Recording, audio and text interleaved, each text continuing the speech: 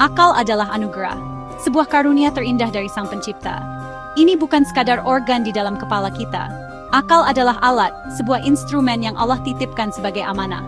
Dengan akal, kita diminta untuk tidak sekadar menerima. Kita diajak untuk bertanya, untuk menimbang, untuk merenung. Kebenaran bukanlah sesuatu yang pasif. Ia perlu dicari, digali, dan diuji. Itulah tugas utama akal kita. Menggunakannya berarti mensyukuri nikmatnya. Mengapa akal begitu istimewa? Karena melaluinya, kita mampu membedakan mana yang hak, mana yang batil, mana yang sekadar dongeng, mana yang merupakan fakta yang kokoh. Dalam lautan informasi yang tak bertepi hari ini, akal adalah kompas kita. Tanpanya, kita mudah terombang-ambing oleh hoaks, tersesat oleh opini yang menyesatkan, dan tenggelam dalam kebodohan. Allah tidak ingin hambanya menjadi pengikut yang buta. Dia ingin kita menjadi hamba yang berpikir, yang memahami. Wahyu pertama yang turun bukanlah perintah untuk salat atau puasa. Perintah pertama adalah Iqra, bacalah. Perintah membaca ini bukan hanya tentang membaca teks yang tertulis, tetapi juga membaca tanda-tanda zaman, membaca alam semesta, dan membaca diri kita sendiri. Perintah ini menjadi titik awal dari sebuah tradisi intelektual yang gemilang, mendorong umat Islam untuk menjadi pembelajar seumur hidup. Al-Quran penuh dengan ajakan untuk berpikir. Dalam surat Ali Imran ayat 190-191, Allah memuji ulul albab, yaitu orang-orang yang berakal. Mereka adalah orang-orang yang senantiasa mengingat Allah sambil berdiri, duduk, atau berbaring, dan mereka memikirkan tentang penciptaan langit dan bumi. Mereka tidak hanya melihat, tetapi mereka memikirkan. Proses berpikir mendalam atau tafakkur inilah yang membawa mereka pada kesimpulan. Ya Tuhan kami, tiadalah Engkau menciptakan ini dengan sia-sia.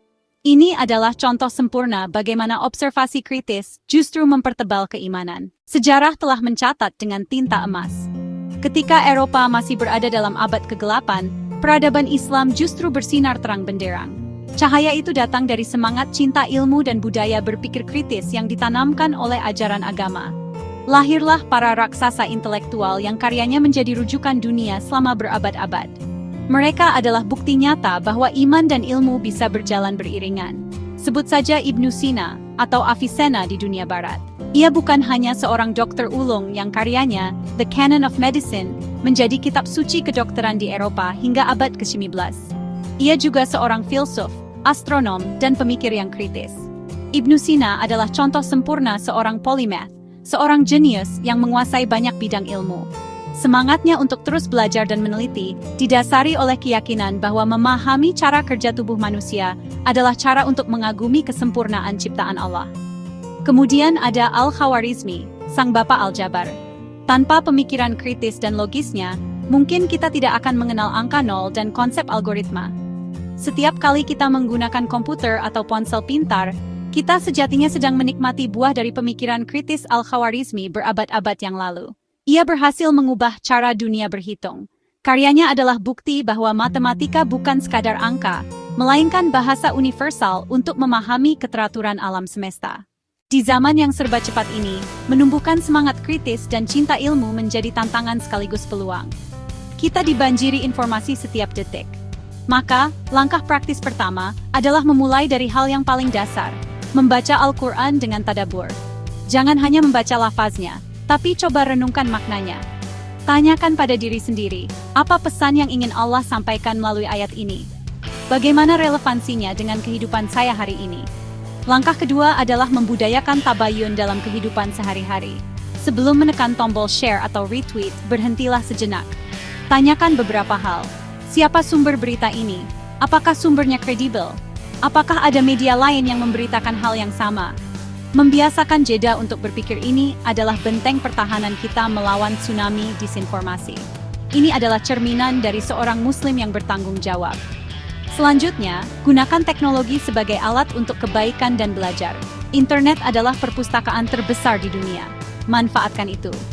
Jangan biarkan algoritma media sosial hanya menyajikan hiburan semata. Atur lini masa kita agar dipenuhi dengan konten-konten yang menambah wawasan dan menginspirasi. Terakhir, jangan takut untuk bertanya dan berdiskusi. Ciptakan lingkungan yang sehat untuk bertukar pikiran, baik di keluarga, sekolah, maupun komunitas. Pada akhirnya, menjadi seorang muslim di era modern, menuntut kita untuk menjadi cerdas dan bertanggung jawab. Kecerdasan bukan hanya soal IQ tinggi, tetapi kecerdasan dalam menyikapi ilmu dan teknologi. Islam tidak pernah anti terhadap kemajuan. Sebaliknya, Islam mendorong umatnya untuk menjadi pelopor inovasi. Namun setiap kemajuan harus dipandu oleh bingkai etika dan moralitas agama.